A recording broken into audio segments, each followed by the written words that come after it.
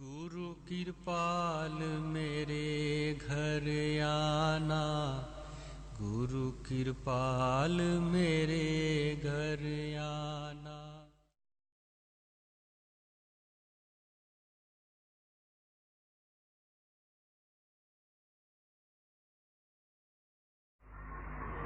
Dear gentlemen and ladies,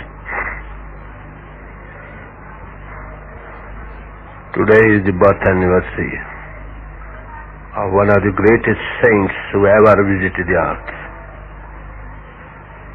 at whose feet I had the good luck to sit and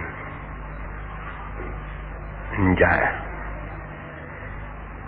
The birth anniversary of a great man means for us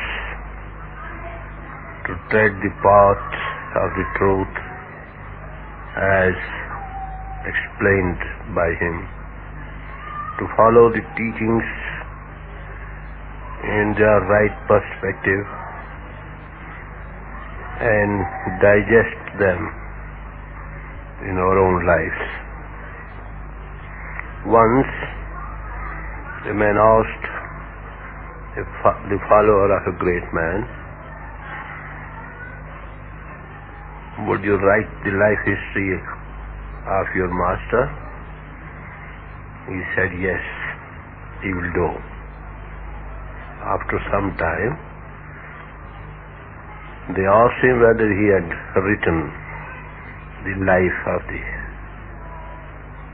his master, and he replied that he was writing very fast, very hard, and he is writing in his spectacle life, and it is still to be written.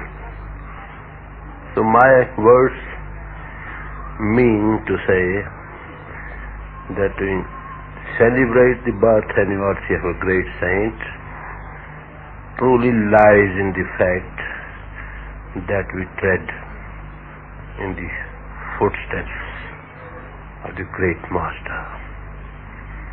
The teachings he gave in a few words were that all mankind was one, whether they were theists or atheists.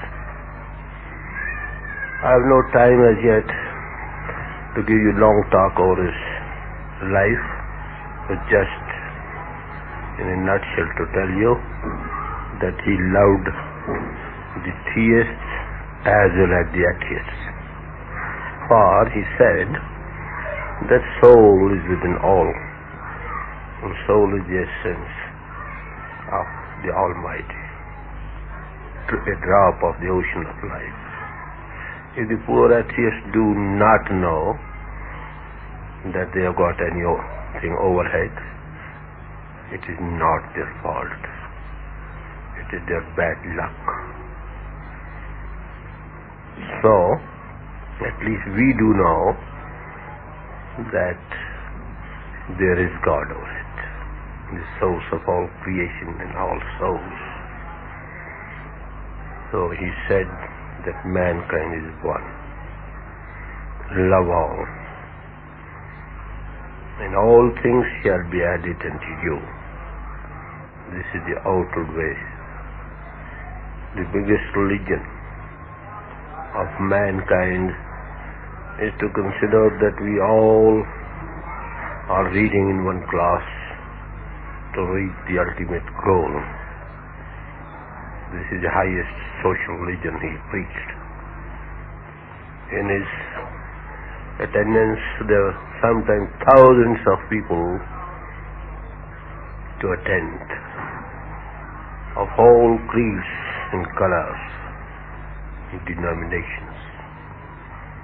So much so, once I had an experience just to find out how much salt was spent in his kitchen to serve those attending the satsang held by him. And in one day, the salt spent ran up to 10 mounds just consider how grand gathering was there. So whenever they light, the flies, bees will hum over it. He was the source of gentleness. He was the source of all spirituality. He was the source of all ethical life. He was competent to raise man's soul from the bondage of mind and matter and give them first-hand experience into the beyond. He raised man from the abyss of the indriyas, mind and matter, brought them up to contact the divine link within and ultimately reach God. In few words, he was the mouthpiece of God. He always said, it is he who speaks in him. At times, they would give out only this truth when they are left to their own selves. So if you hear, we do not know about the saints what they are. It is only by hearing to their personal talks which they give at times. They refer to their origin, their cause of coming into the world, and their mission which they carried into the world for the uplift of mankind. They come for all the humanity at large. To him there was no difference. East and west both were dear to him. And those who sat at his feet, they spoke very highly about him.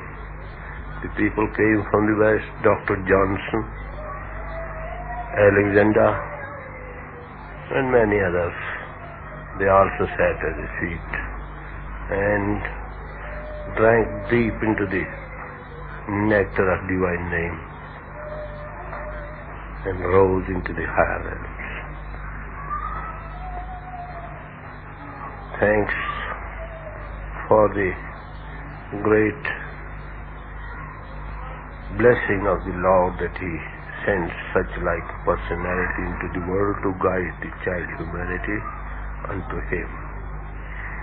And of the so many saints who came in the past, we had the pleasure only sitting at his feet. He was a grand personality. However, how can we define him? Give his praises. Once when I was reading in the school, I put a question to a missionary and asked him why all other saints who are addressed by their followers, they always attach so many epithets to their name. Why Christ does not carry any epithet with it? And the missionary rightly replied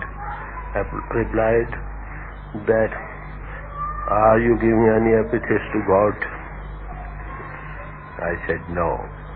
Then he said, the sons of God, how can you define them?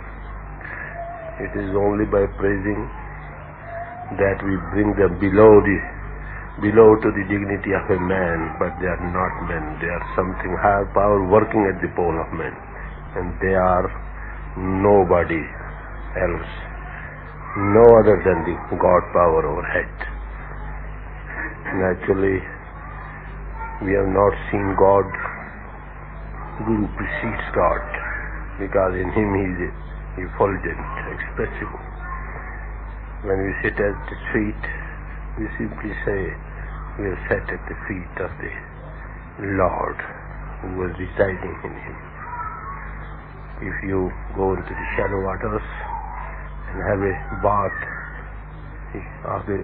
you say that you had a bath in the ocean.